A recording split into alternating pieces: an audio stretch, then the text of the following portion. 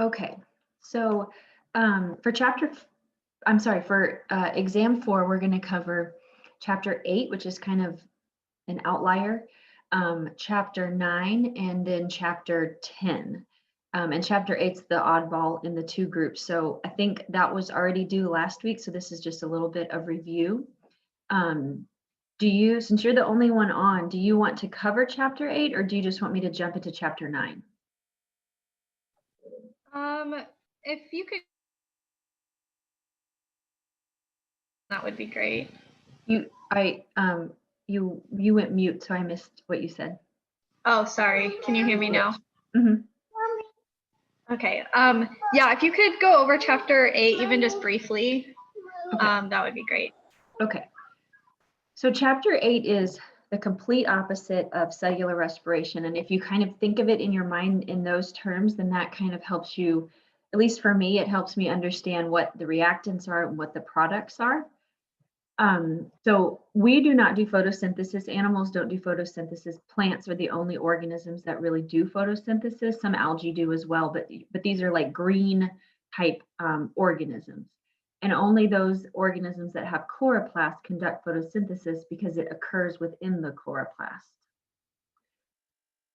And where it occurs mainly is in the leaves. So if you have a flowering plant outside and something keeps chewing on it, or you have hail damage or something, if the leaves are constantly, if there aren't big, nice, juicy, big leaves, the plant doesn't have any energy to make fruit or to make flowers or anything like that. So while the leaves aren't necessarily important to us aesthetically, or we may not realize that it's important as far as agriculture goes and getting fruits and vegetables from it, they actually are, because if they're not able to photosynthesize, then they're not producing what the energy that they need to make those kind of byproducts.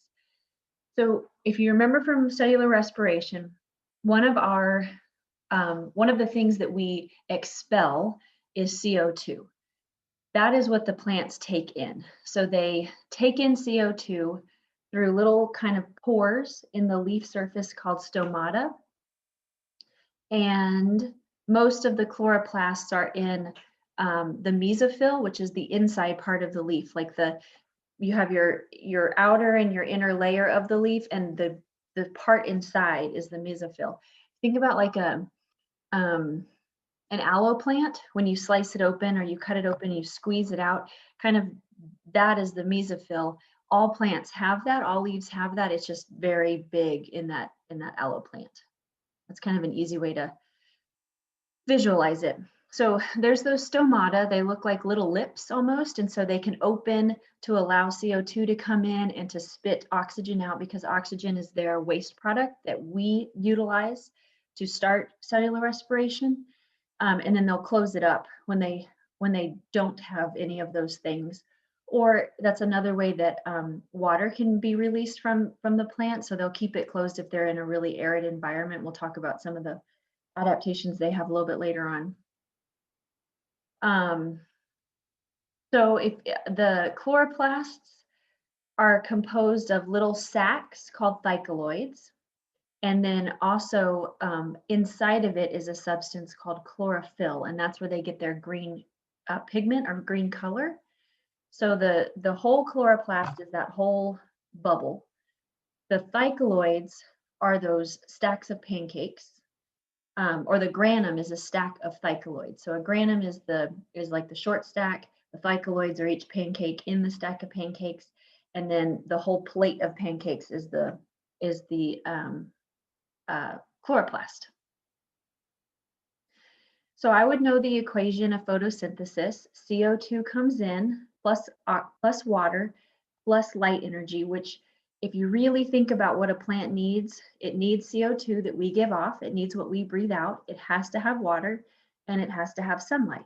So it's taking in CO2, water, and light energy, and it's converting it into chemical energy in the form of glucose, and then it's byproducts. It's also giving off some giving off some water, but also giving off oxygen, which then we'll take, plus the water, to complete cellular respiration. And, oh, that came out funny. If you can read that, So chloroplasts split water into hydrogen and oxygen. The water they take in the first part of the equation gets split into hydrogen and then oxygen, and they incorporate electrons of hydrogen into sugar molecules and release oxygen as a byproduct. And it is a redox reaction, just like cellular respiration was a redox reaction.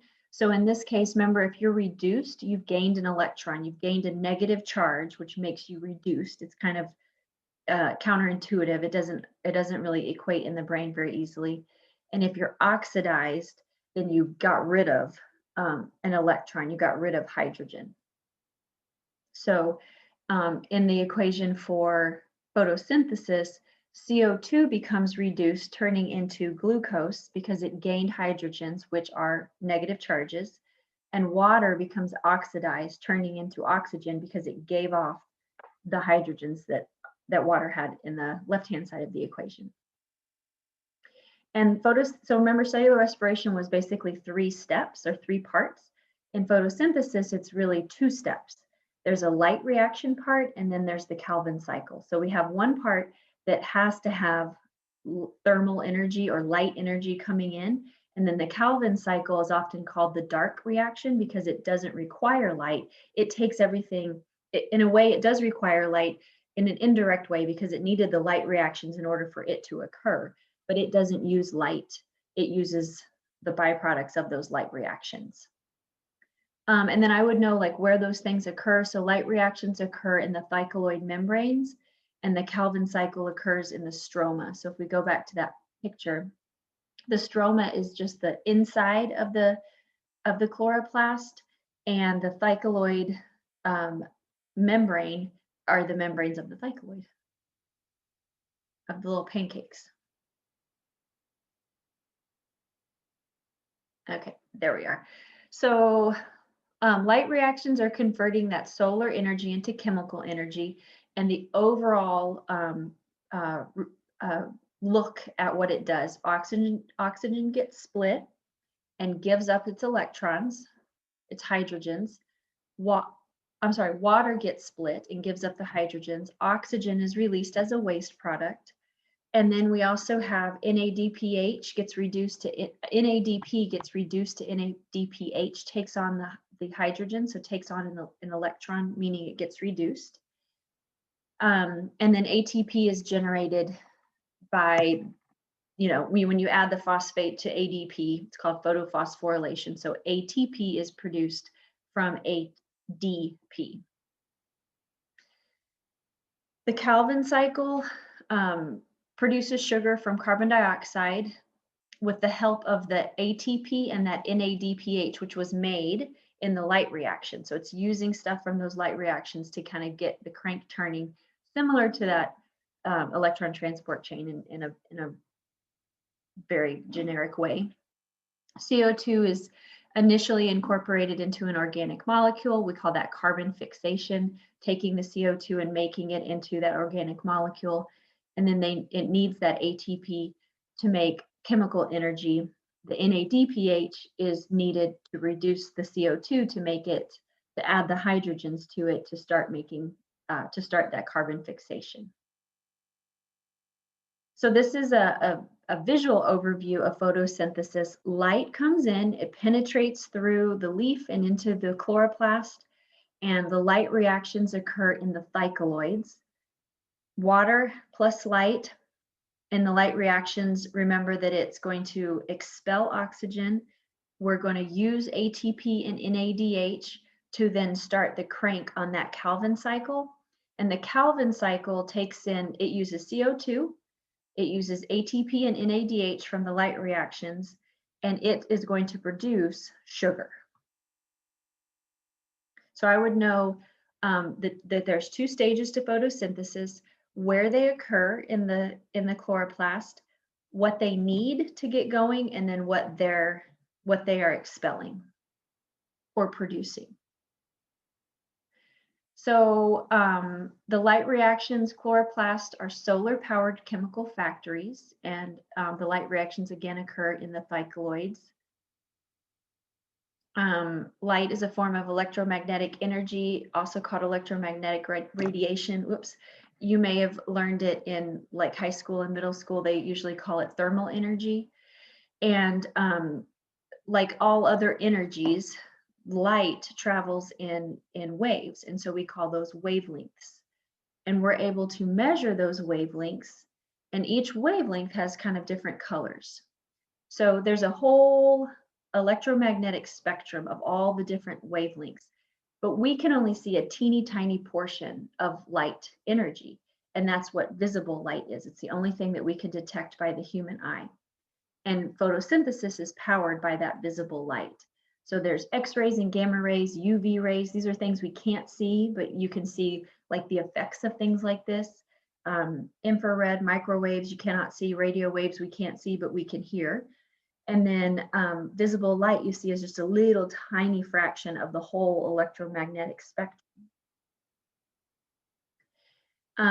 So light has these little photons in it. And so photons have an amount of energy associated with them. And when they absorb light, they get like they start to shake and get really active, and they just kind of move all over the place. Okay.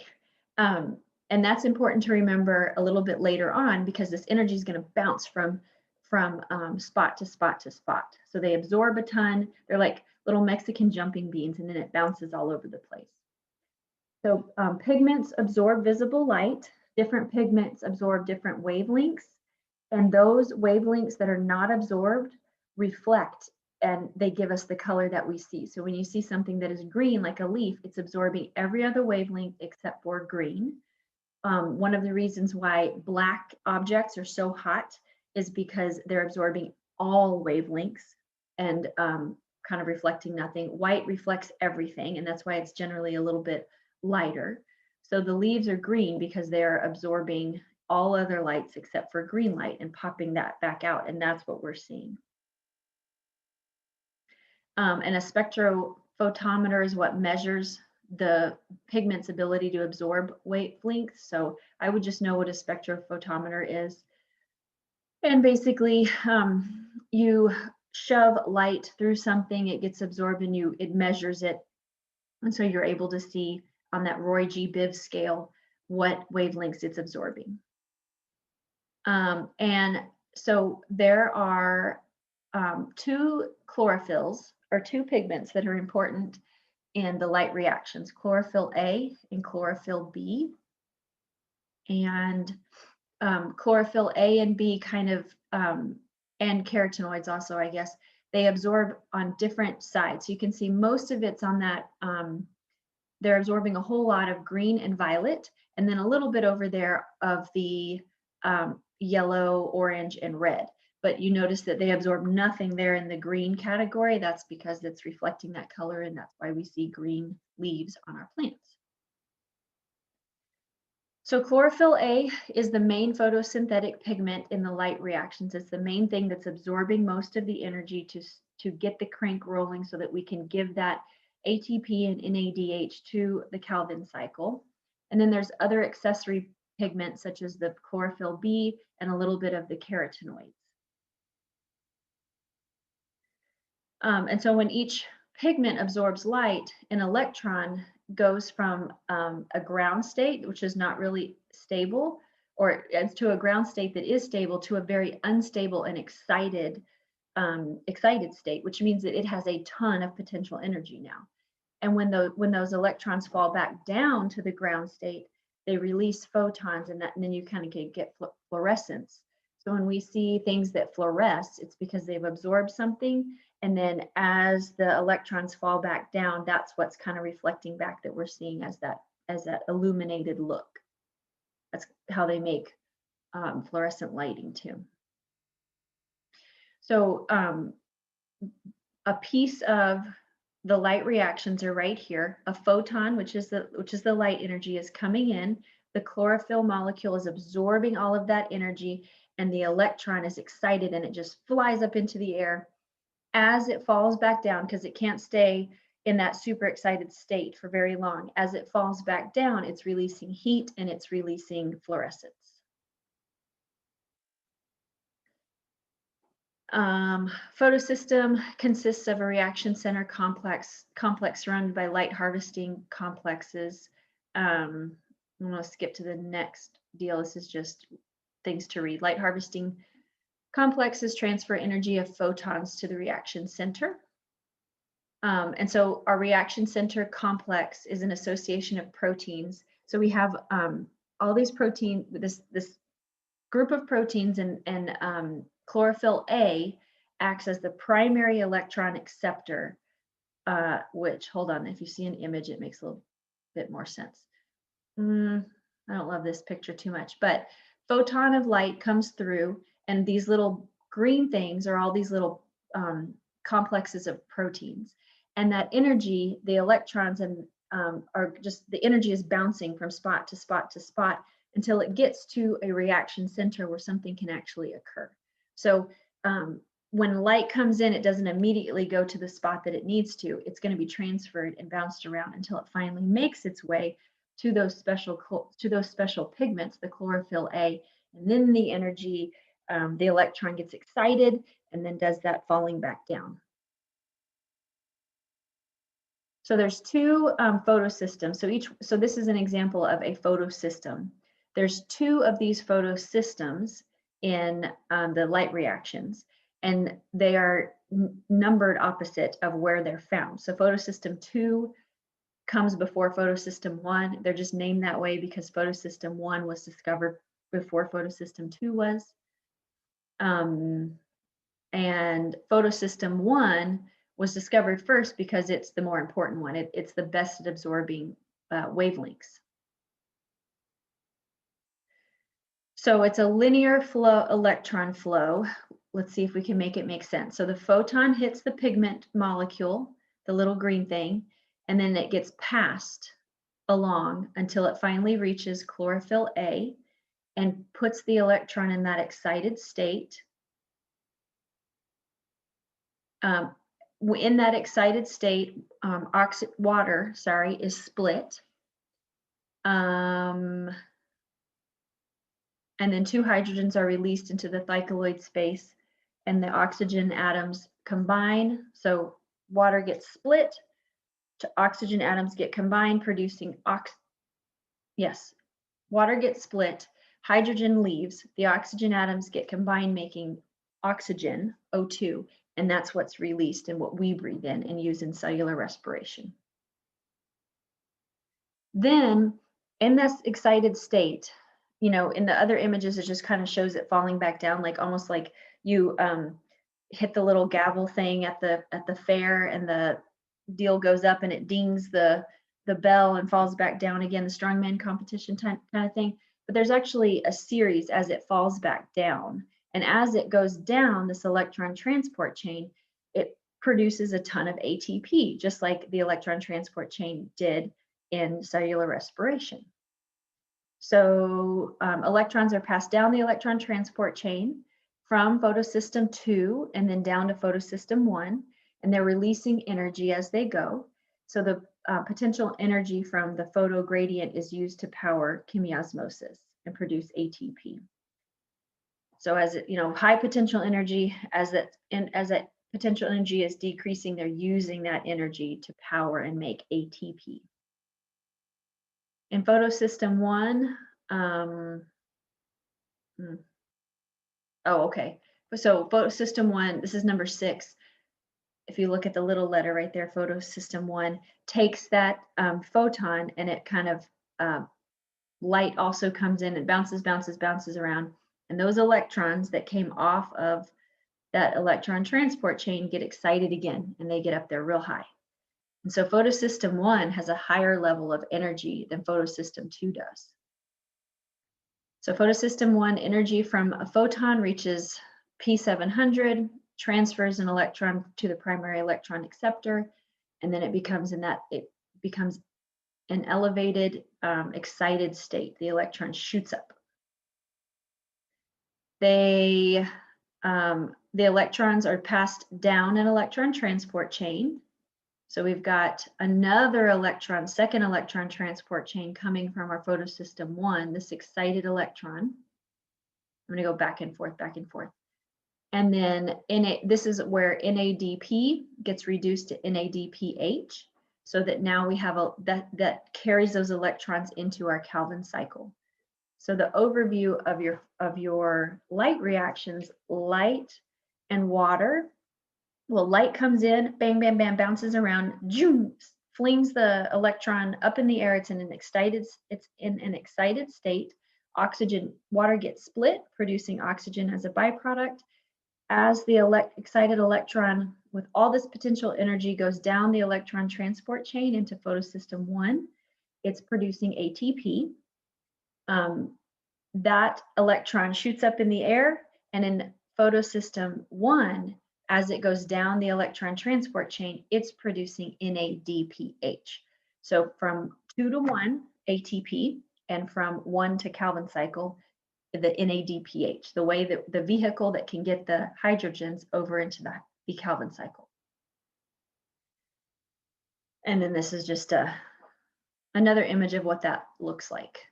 There are some really good, I think there's some videos on this on the Pearson website that are really good to look for, to watch, like how things work, and it shows like where the electrons go and everything, and that would be a good idea to kind of review those to get a second understanding of all this. So chloroplasts and mitochondria. So I would definitely expect to see some questions asking, what are the differences between photosynthesis and cellular respiration? And chloroplasts are the organelle that where photosynthesis occurs. Mitochondria is the organelle where cellular respiration occurs. Both of these generate ATP by the same general mechanism, that electron transport chain or chemiosmosis. Mitochondria transfer chemical energy from food to ATP, whereas chloroplasts transfer light energy into chemical energy. So it's, we are making something that plants use. It's a big cycle, and they are making something that we can use. So they're making food energy in the form of fruits and vegetables, glucose, right? We're eating the carrots, we're eating the potatoes, getting the cellular or the chemical energy to be able to produce the CO2 and then water that they need. So they have some similarities, like that last slide mentioned. Both use energy generated by an electron transport chain, and then both rely on diffusion of protons through ATP synthase to drive the synthesis of ATP. In mitochondria, though, the protons are pumped into the inner membrane space, and in chloroplast, it's a thylakoid space. And this figure 815 is a, kind of shows it's very similar. The electron transport chain is very similar, making this huge amount of electrons on one side that really want to go back through the membrane. And so then that produces this ATP synthase, gets this thing cranking, and you produce massive amounts of energy in the form of ATP. So light reactions generate ATP. They also generate NADPH. Oxygen is the byproduct. It's released into the atmosphere. And then the Calvin cycle uses, the second part of photosynthesis, the Calvin cycle uses ATP and NADPH to make the sugar from CO2. So light reactions use water and light and spit out oxygen. Still within the membrane of the chloroplast, we have our ATP and our NADPH, which are going to be shoved off into the Calvin cycle. So the Calvin cycle is kind of similar to the Krebs cycle, where it's just constantly regenerating over and over and over again. And you kind of see it in this image where ATP and NADPH come out, but they're going to kick back out. After they've taken the phosphate and the hydrogen, they're going to kick that back to the light reactions to regenerate it and move it back into the Calvin cycle. It's anabolic, uses energy from ATP to reduce NADPH. Carbon enters the cycle as CO2. and it leaves as a sugar, then I would know that that sugar is G3P. So for the net synthesis 1 G3P, we have to turn the Calvin cycle twice to make one glucose molecule.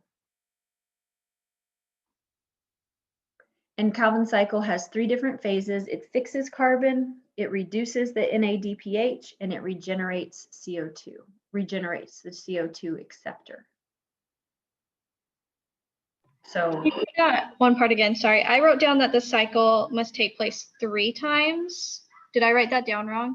To produce 1 G3P? it should, oh yeah, I guess so. Well, it must take place 3 times, fixing 3 of the CO2 molecules. That's correct, because it's C3H6O3, right, is our glucose molecule. So we need 3 carbons, and we only have 1 in CO2. So it's got to crank 3 times. 3 times, okay. Yeah. Okay, so the Calvin cycle is from the outside is taking in CO2, from inside the thylakoid membrane is using the ATP and the NADPH that was produced during the light reactions, and sugar is the byproduct, or a glucose molecule, some sort of sugar molecule.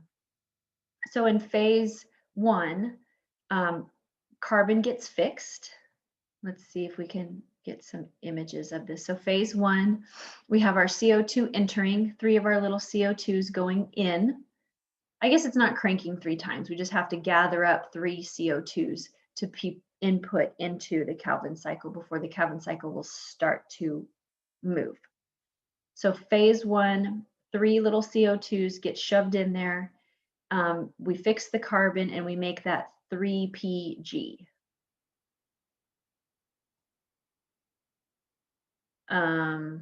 Okay, I'm going backwards accidentally. Phase 2 is where the reduction happens. So ATP gets used up here and kicks back out as ADP. And then NADPH is giving up its hydrogens, and NADP is what is formed. So it's NADPH is the oxidizing agent, is the reducing agent, right? But it gets oxidized because it got rid of its negative electrons, and it is reducing all the little CO2s that are in here are finally getting reduced, adding hydrogen to it, and then producing. I keep having a little thing that pops up on my screen. Producing that little tiny sugar, G3P. And then phase 3 is regeneration. So we are 3 additional ATP are required to power this step. So we're using more ATP, and it's just regenerating itself back into Rubisco so that it can take on those 3 CO2s and keep it going. So just very generally, I would know the 3 phases: carbon fixation, and that we're using ATP in this step, reduction. And if you understand the redox reactions, that makes sense that NADPH is giving up its hydrogens to reduce the Rubisco. So then we've after phase 1 and phase 2, we've made this little sugar, and that gets kicked out. And then the regeneration phase is just to turn everything back, reset the clock, turn everything back so that we can start the cycle again. And we need more energy to do that. So we have to know what you put in to the 3 stages and know what comes out. And so some plants that particularly live in very arid environments have to have some sort of a trade-off, or have evolved in some way so that they prevent themselves from dehydrating. So you wouldn't want, if you lived in the desert, if you were a cactus or you were some other plant, to always be photosynthesizing and opening up your stroma to take in the CO2, because if you did that, you'd be losing so much water at the same time. So, so we have different methods that these plants will do. So one thing is just really simple. On very hot, dry days, the plants close up their stomata. And so they close up that little pore so that they're not reducing, they're not losing a lot of water, but at the same time, then photosynthesis isn't going to occur. And so if there are too many constant hot, dry days, then they're really not able to grow or produce sugar and do the things that a plant is meant to do. Also, when it does that, when it's closed up, so the CO2, we have less CO2 and way too much oxygen in there. So it's kind of very similar to us with, you know, when you kind of having carbon monoxide poisoning in a way. They're just, there's too much built up, or even we can get carbon dioxide poisoning in our blood. Kind of the same thing happening here. The oxygen is actually toxic to them. And so if they're not opening to release that waste product, then it could be toxic to the plant. So most plants, C3 plants are a type of plant that has an adaptation in order to fix the carbon in hot, arid climates without having all of that buildup of oxygen. So in this case, rubisca will fix oxygen instead of CO2 and make a 2-carbon compound. And that's really as deep as I kind of want to get into C3 plants. I'm trying to read this and make sure that I'm not missing anything that's super important about it. Another type of adaptation that plants can have, so there's the C3 plants, and then there are some C4 plants. They're also called CAM plants more commonly. And so they minimize photorespiration in hot, arid environments. So CO2 is fixed in the mesophyll cells, and the Calvin cycle runs separately. I'm trying to get to a good image for you.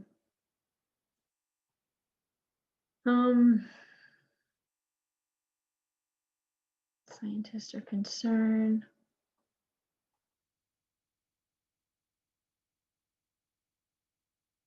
Okay, and then CAM plants open their stomata at night. So they have it, they're waiting until the sun isn't going to suck all of the water out of them to open up and get rid of their waste, so they hold it in during the day. So all these types of plants, C4 and C and CAM are similar. They're just know that these are adaptations that plants do to overcome dry and arid environments. That's really the big thing that I care about for the CAM, C4, and C3 plants. Okay, let me get to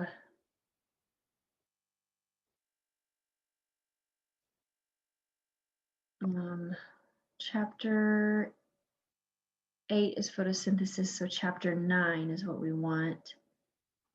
Okay, chapter 9, y'all are going to cover, or should be covering, a lot in lab. So we don't, it used to be, we would not even cover it in lecture because it was covered so heavily in lab, but not anymore. And lab is so different now that it's probably worthwhile to cover it now. 9, yeah, chapter 9. Okay, so this is the cell cycle, and we're only going to cover sections 1 and 2 of the cell cycle, which doesn't sound like a lot, but it's actually a whole lot of material. So if you're a unicellular organism, you're one single organism, you do cellular respiration, or you do cellular reproduction to make another one of your cells. But we do cellular respiration, or I'm going to say that wrong all the time, cellular reproduction or division in order to grow and get bigger. So our cells just don't get big, they reproduce and they divide. So all of our cells, starting from when you're itty bitty to when you're old, are the same size. You just you have more of them as you get larger. And cell division is part of the cell cycle. So you have to, when you're going to divide your cells, you've got to be able to transfer the DNA onto the daughter cells. You have a mother cell that buds off, splits into 2, and you end up with 2 daughter cells. But you've got to pass that genetic information on to the daughter cells. and without a whole lot of problems. Otherwise, you have weird things that happen with your cells. So all the DNA inside of your cell is called your genome. The genome is a single DNA molecule if you're a prokaryotic organism, or a bunch of DNA molecules like we have as eukaryotic organisms. And they all get packaged nice and neatly into something called a chromosome. So it will become condensed and look like a chromosome. So right now, these chromosomes aren't condensed super duper tight, but you can see all those squiggly lines in there are chromosomes inside of the nucleus, inside of a cell. Eukaryotic chromosomes consist of chromatin, which is DNA, and also protein. And then we all have each species has a specific number of chromosomes in each cell nucleus. So we have two different types of cells. Our somatic cells are like your eyeball cells, your skin cells, your all of the cells in your body except for your gametes. Gametes are sperm and egg. So we only have one type of gamete, whether you're a male or a female. Males, of course, have sperm, females have eggs. Somatic cells have double sets. We have one pair from mom and one pair from dad, to simplify it. We get 23 sets from mom and 23 from dad. And so we have, we get a single 23 and a single 23. So we end up with 46 chromosomes, or pairs of 23 chromosomes. The gametes aren't, they have half the number, which makes sense, because if an egg and a sperm each had 46 chromosomes, then all the offspring would have 92, right? And then those next offspring would have double that and double that. So the gametes have half the amount of chromosomes that our skin cells and other cells have. That way, sperm and egg can combine and make the 46 chromosomes, or 23 pairs of chromosomes. So when the cell isn't dividing, the chromosomes are not all bound up and nice and tight. They just kind of look like really, really loose spaghetti all inside of the cell. But when they're getting ready, when the cell gets ready to divide, the chromosomes have to condense, and then they're all paired up and nice and tight. And then each duplicated chromosome has two sister chromatids. So you have two chromatids and they're joined together. These are the sisters, they join together, and when they're joined together, they call them a chromosome.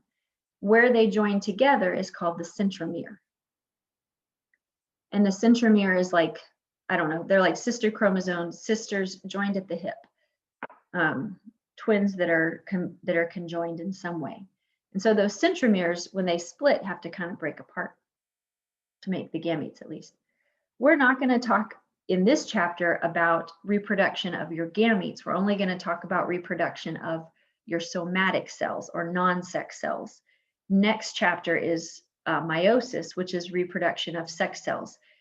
But it's the exact same thing, really, as mitosis is. It just happens twice, because you have to double, and then you have to split it and split it again. So we'll keep it simple with somatic cells to start with. So during cell division, the two sister chromatids of each of the duplicated chromosomes separates and moves into a nuclei. Moves into its own separate nuclei. So we have our chromosome, it duplicates, now we're sister chromatids, and now that's going to split off, and there's one in each cell. Two daughters with their own chromosome.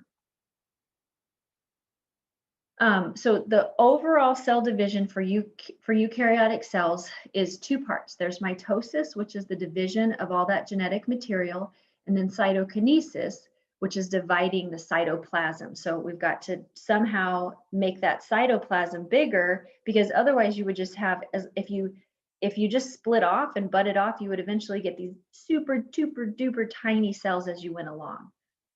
So gametes divide by meiosis, like I mentioned, and we're going to talk about that in chapter 10. So in the cell cycle, you have two different phases, the meiotic phase and then interphase. Meiotic phase is mitosis and cytokinesis, and interphase is growing that cell so that it can reproduce, so that it can split in half and not be half the size of its parent cell, but be an equal size to its parent cell. So in interphase occurs first. Interphase, it's growing and it's got 3 phases within it. 90% of the cell is going to be in interphase. So if we were to take a skin scraping, 90% of the time, your cells are in interphase. So if you were to take a skin scraping and look at different cells, or just Google pictures of cells in the cell cycle, most of them are sitting in this interphase time. They're just waiting to be told it's time to grow. G phase, S phase, and G2 phase. So we've got a gap, synthesis, and then the second gap phase. So the cell is growing throughout the whole time, but the chromosomes are only duplicated in the S phase. So G phase, they're not duplicated. G phase, you only have one. S phase, they're now duplicated. G phase, they are duplicated still, but it's ended. It's already occurred. So if you look at the time lapse, I guess, of a cell cycle, it spends most of its time in interphase getting ready, and then it spends a little teeny tiny time in the meiotic phase or mitotic phase in the case of somatic cells. So interphase has the 3 stages. In interphase, that's when you're going to duplicate and grow. Mitosis is made up of 5 phases: prophase, prometa, meta, ana, and telophase. So when I learned it, we called it IPMAT, IPMAT. Now it's IPPMAT. And interphase, we really didn't distinguish that there were 3 separate phases. And now that's been discovered that there are 3 phases within interphase. So pro is number 1. So prophase is first. Meta sounds like it's in the middle. So it's somewhere in this, prometa is somewhere between prophase and meta. Meta in the middle, and it's the very middle one. Anaphase happens after, and then if you can just remember, telophase is the latest one in the alphabet. That's how I kind of have memorized the order of those. And then a lot of times they say telophase and cytokinesis. So telophase and cytokinesis are often happening at the same time. Okay, so the interphase is a bunch of spaghetti in here because we have not gotten to the point where our chromosomes are condensing. So it's just a bunch of mess inside the very center. And these images aren't fabulous, but I guess the top image, you can see it's just all blue inside there. And when you've moved now into prophase, you start to notice that it's taking on a little bit of squiggly line, so it's starting to condense. And then in prometaphase, it's totally condensed, and you can actually see the paired up sister chromatids. I'm trying to get to, I guess it's not written in here. So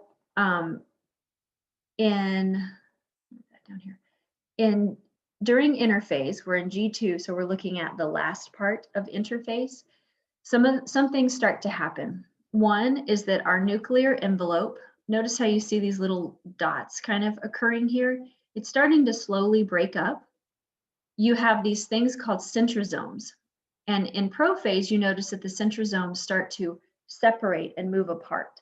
That's really important because once they are on polar opposites, like here in prometaphase, they're going to shoot out little proteins to grab on to the chromosomes and pull them and separate them in half.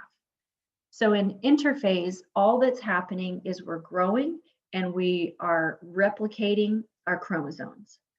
In prophase, we start to see our centromeres are starting to move apart and start to move to their separate poles. We also start to see that the sister chromatids are condensing, but they're not as condensed as possible.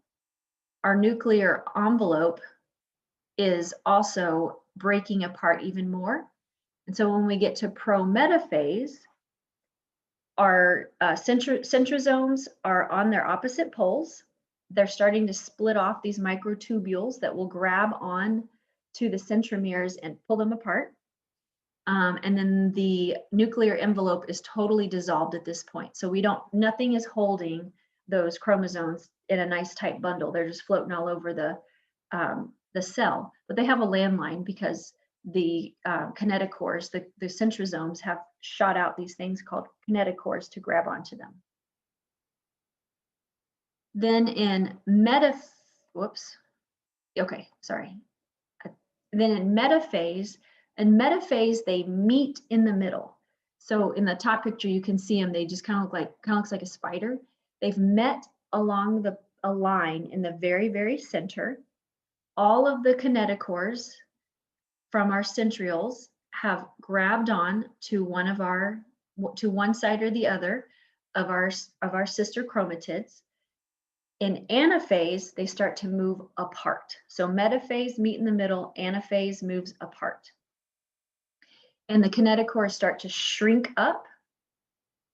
In telophase and cytokinesis, we start to, we are totally apart. We start to see decondensing of the chromosomes, and cytokinesis is occurring where you're starting to have you have something called a cleavage furrow. So it basically pinches and pinches until you have two separate cells. What else was I going to say? Oh, also we start to see in telophase that the nuclear membrane envelope is starting to build itself back around and encompass our chromosomes. Okay. I'm not sure what I was thinking of. I guess up here you can kind of see where it pinches in just a little bit. Oh, I know what I was going to say. So when we believe that those centromeres are really important, that as they get older, they have a harder time doing the job that they're supposed to do. So we think that one of the reasons why you get trisomy 21 Down syndrome in some individuals, and why you tend to see it in women who are a little bit older, is because their centrosomes are older and aren't able to totally separate the two chromosomes, and instead they grab a whole paired chromosome, and then that causes Down syndrome.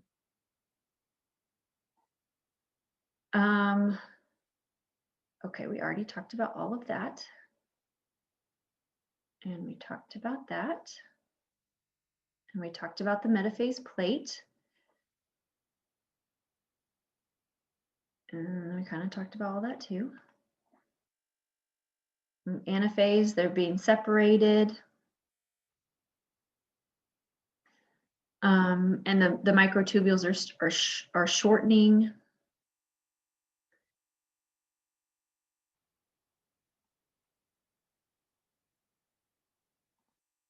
Okay, so in cytokinesis, the difference between cytokinesis in animal cells and plant cells is dependent upon the fact that plant cells have a cell wall and animal cells do not. So animal cells just do a cleavage furrow. It just kind of pinches in until it makes two separate cells. In plant cells, though, instead of forming from the outside pinching in, it actually forms from the inside moving out. So a new cell plate has to form in order for plant cells to reproduce. So cleavage furrow right there, it just pinches in, pushes in, and pinches in and makes two separate daughter cells, two identical daughter cells.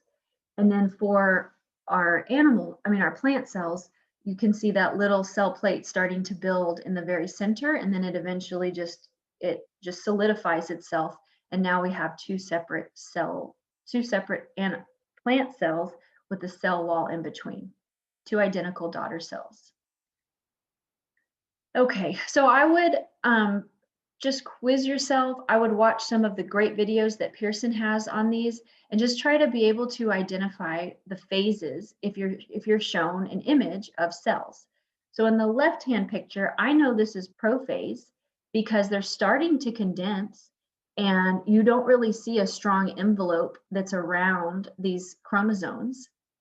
Prophase and like G2 phase of interphase can be a little bit confusing, but you notice that there's more condensing in here, and you wouldn't see that you would see more like you see on the left-hand side where it's just kind of full, or up and below here. It's not, you don't see actual images in there just yet. And then pro-metaphase, we're getting much more condensed, but nothing's met in the middle yet. So we're in pro-metaphase here. Metaphase, they're starting to meet in the middle. You kind of see these legs and these feet sticking up and below. but where it looks like they're joined in the center, it's meeting in the very middle. So we're in metaphase. Anaphase, they're getting pulled apart. And then telophase, we can see the cell wall. It hasn't reached all the way to the edges just yet, but you can see the cell wall in the center starting to make its move on the outside.